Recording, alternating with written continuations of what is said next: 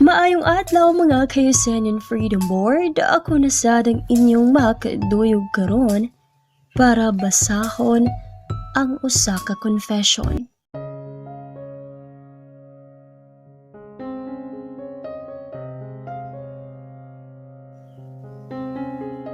Tawag ako sa pangalang Shay. I'm living in Cebu, 27 years old, and a single mom. 2 years pa mi ato sa akong uyab nga si Clint. Pareho pa mi nagskwela o parehas pod mi gatake sa course nga HRM.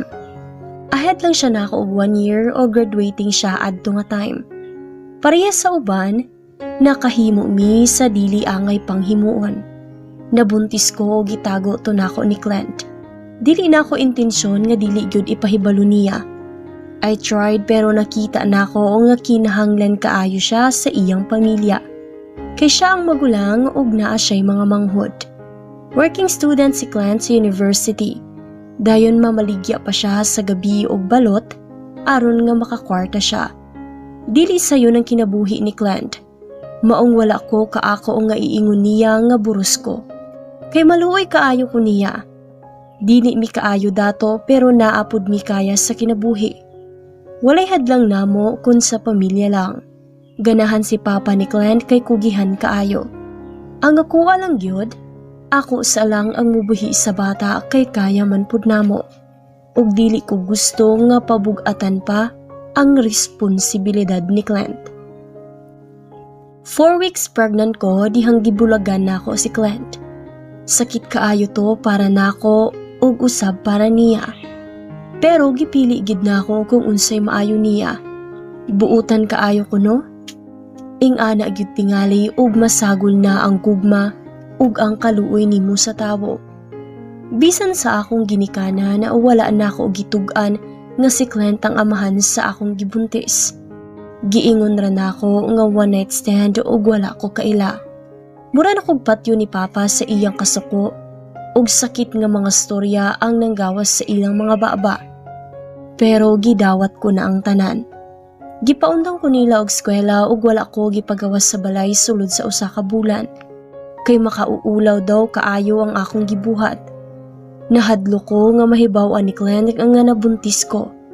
Maong nagpakiluoy ko nila Papa nga moadto ni ate sa Manila. Nisugot ra pud sila kay ulaw daw kaayo. Sa mga silingan ug mga nako nga walay bana. Dito ko sa Manila nagstay ug nanganak ni Cloud. Liwat kaayo si Cloud sa iyang amahan. Maong nahibaw-an ra gyud nila mama nga si Clint ang amahan. Pero gihangyo gid nako sila nga dili ipahibalo si Clint. Gipromise na ako nga ako ang bubuhi sa bata. Wala na pud sila nakabalita og asa na si Clint. Nadawat ko sa online job maong makasuportar gid ko ni Cloud.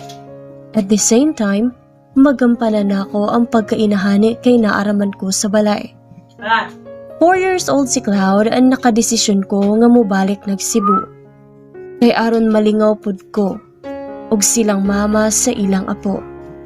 Excited kaayo si Cloud kay first time niyang mag-travel. Pero wala ko nag-expect nga duwaan dayon ko sa panahon. Pagabot pa lang namo sa Cebu na mi sa airport, nakita na nako si Clint. Wala siya kakita namo kay naa siya'y kastorya sa phone ug nagtakilid siya namo. Grabing buto-buto sa akong dugan kay pwede palang mudagan, gihimo na siguro nako. Nagkurog na ko while gadayal sa call para ni Papa kay asa na siya. Sige ragring unya lihukan pagid kaayo si Cloud. Gipaningot na gid kog maayo nga mura na kog ni apil og marathon. Nisuksok gid mi ni Cloud sa mga tao aron dili mi makita ni Clint.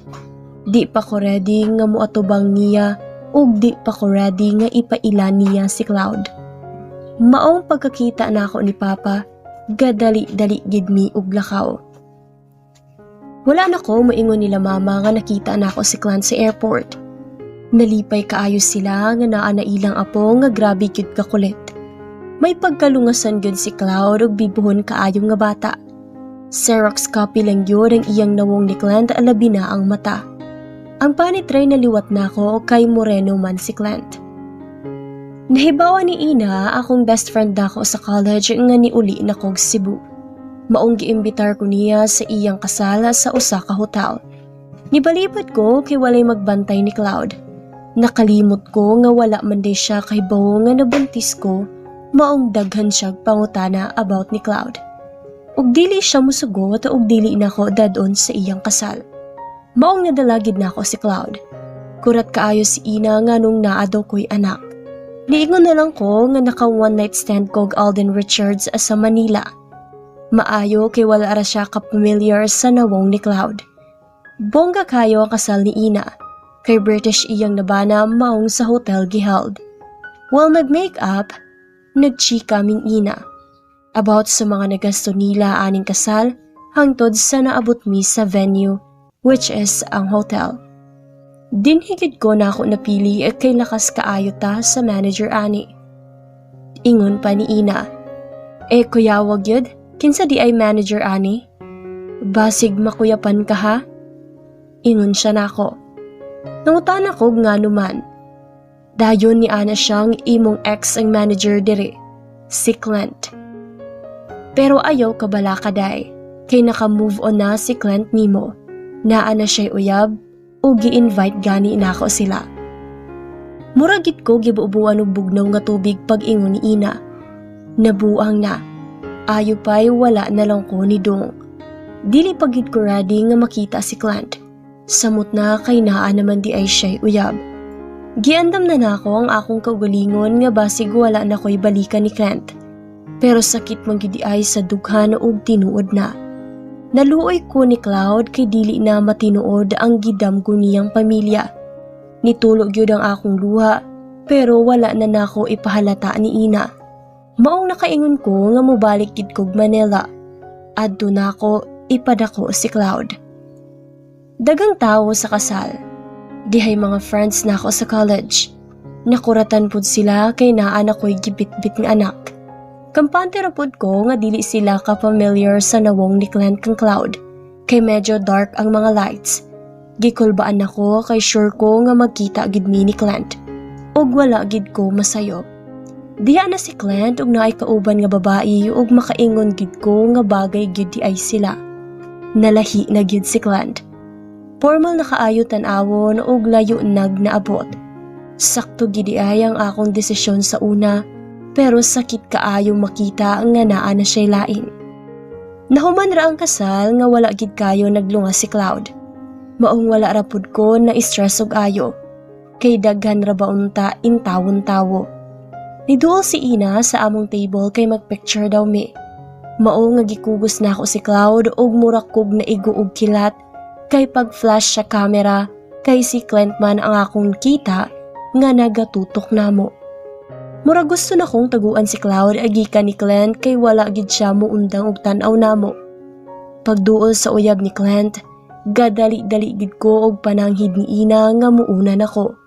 Kay naa pa ko'y apason nga trabaho og wala gid ko nagpapugong. Gusto na gid nako nga muuli naming Cloud. Nagsige na miglakaw ni Cloud. Nagtawag pud ko ni Papa kay pakuha nami og wala gid ko'y lingi-lingi. Bisag na ay sigig tawag na ako. Nihunong pa ko kay nagpakugo si Cloud kay katulgo na daw siya. Nakurat ko kay paglingi na ako. Diha si Clint nagsunod namo. Wala na gid ko'y ikyas. Nangumusta si Clint na ako. Ug natingala siya nga anaan ako'y anak. Niingon siya nga adani na ba daw mi magstay sa Cebu. Pero gitubag na ako siya nga magbakasyon rami. Next week mo balik na mi og Manila. Nakulbaan gid ko kay sige siyag tan-aw ni Cloud nga natulog sa akong abaga. Mao nga nakiginawa ko kay gitawag siya og staff sa hotel. Na-excuse ko dayon ni Clint. Bisag naa pa siya kastorya sa staff. Namugnaw gid kaayo ang akong kamot paggawas. Gisaltiyan ako sila mama nga ako na lang ang magpadako ni Cloud sa Manila. Wala na ko'y plano nga sultihan si Clint. Inikad ako nagsiguro ni Cloud ipasabot na ko ang about sa iyang amahan. Nasuko pa si Papa kay deserve po daw ni Clint nga mahibalo nga naa siya'y anak. Pero maunag yun ang akong desisyon. Malipayon na si Clint og dili na ko gusto nga musawsaw pa sa iyang kinabuhi. Pagkagabi ana, Natingala ko kay dihay nanawag. Unknown number. Nakurat ko kay si Clint ni tawag og suko kaayo. Iyang ingon sa ako tug-ani ko sa tinuod siya. Kinsay amahan sa imong anak. Kinsay amahan ni Cloud. Nakurat ko kay nganong kabalo siya sa pangalan ni Cloud. Nga wala man unta ko'y giignan ana. Wala ko katubag og igo ra ko ning hilak o gi-off ang akong cellphone. Wala gyud ay aso nga makumkom. Wala na gid ko nahiluna. Kay sure gid ko nga naa nay idea si Clint ni Cloud sa tono pa lang sa iyang tingog. Pero naglibog ko kay wala man ko'y gisultihan kaganina nga si Clint ang amahan. Nahadlo ko kay basig ko haon ni Clint ang bata kay gitaguan nako ang iyang anak. Mao nga mura kog nawad-an og dugo pagpanuktok ni mama sa kwarto kay naa daw si Clint.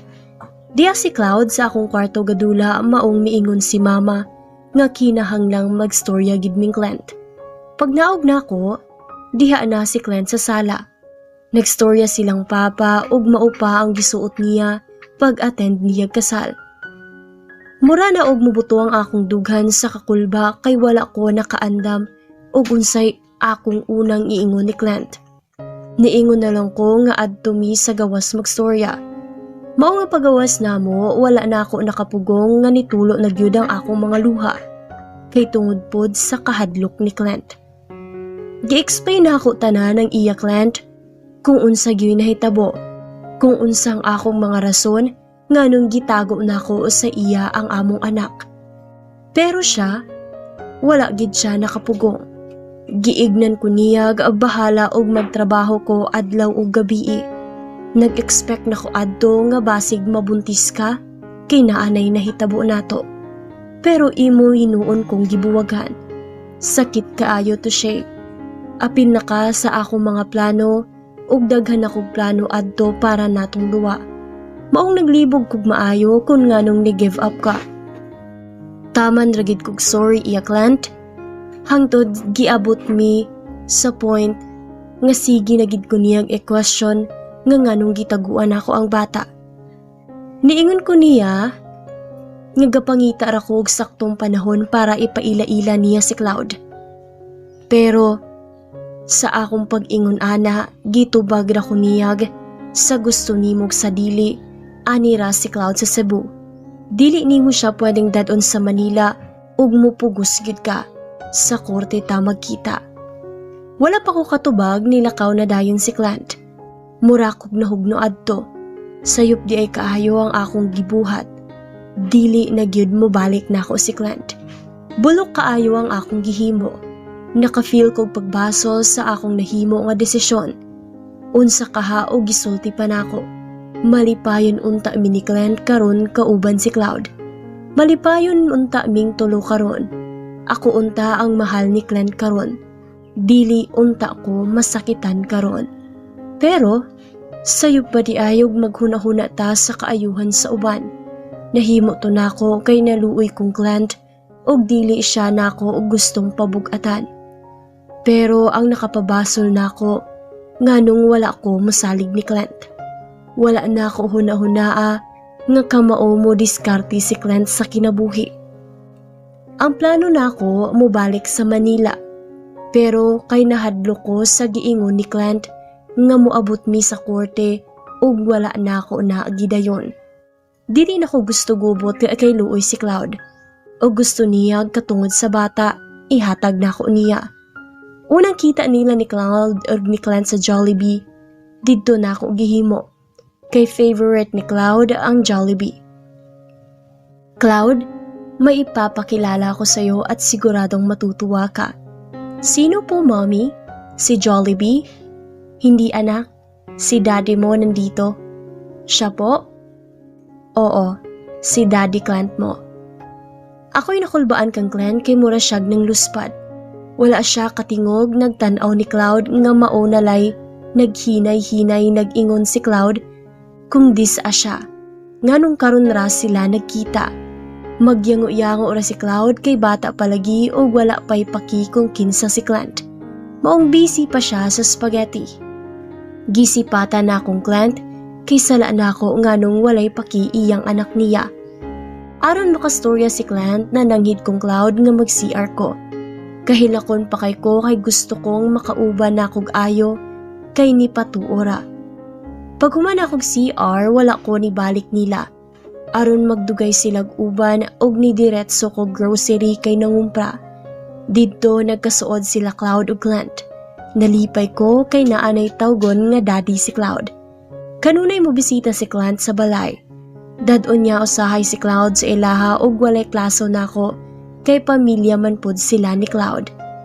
One time, gidala ni Clint iyang girlfriend kay isuroy nila si Cloud. Mura kog wala kasabot sa akong gibati. Kahilakon kaayo kog tan-aw nila ni Cloud nga nalibog ko nganong dili ko muuban.